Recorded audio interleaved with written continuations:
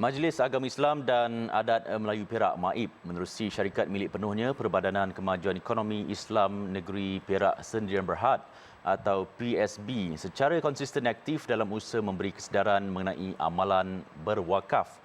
Usaha itu diperluas dengan pemeteraian memorandum antara PSB dan 4 agensi korporat iaitu Takaful Malaysia, Bank Simpanan Nasional, Wasiah Shop dan Asri Ahmad Academy bagi memperbanyakkan saluran berwakaf meliputi pelbagai aspek. Pemangku Ketua Pegawai Eksekutif PSB Megat Faizal Muhammad Zabri berkata, menerusi kerjasama itu, pelbagai perancangan bakal dirangka melibatkan instrumen wakaf, antaranya menerusi aktiviti dakwah, kutipan dan inovasi yang berteraskan kepada kepakaran 4 rakan kerjasama itu. Dengan kerjasama ini kami berharapkan kita dengan rakan-rakan strategik akan dapat berkongsi platform dan juga kelebihan-kelebihan masing-masing lah dalam menjalankan dan memajukan lagi pengurusan dana wakaf di negeri Perak. Megat Faizal berkata MOU pihaknya bersama Takaful Malaysia dan Wasiah Shopee bagi pelaksanaan program pewakafan selepas meninggal dunia berdasarkan instrumen wasiat.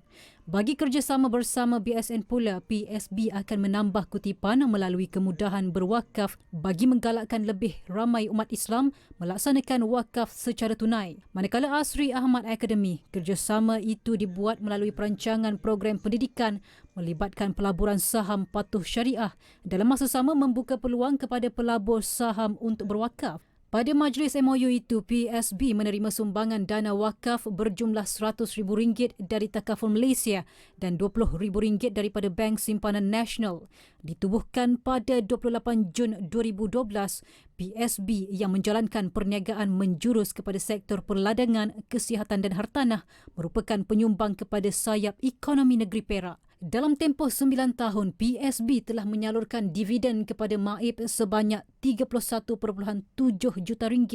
Antara projek wakaf berskala besar yang dilaksana Perbadanan ialah pembinaan pusat hemodialisis wakaf dengan peruntukan berjumlah RM2.9 juta di atas tanah wakaf Masjid Sultan Alang Iskandar, Kampung Datuk Seri Kamaruddin di Manjung, Perak.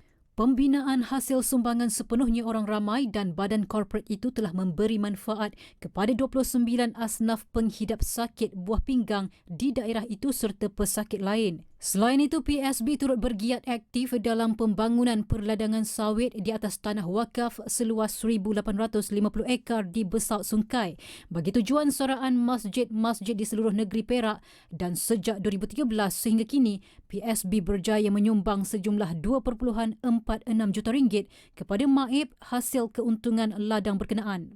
Selain menguruskan pajakan tanah wakaf di ladang milik MAIP di Mukim Sungai Siput sejak 2020 dan kini telah menyumbang sebanyak RM4.8 juta.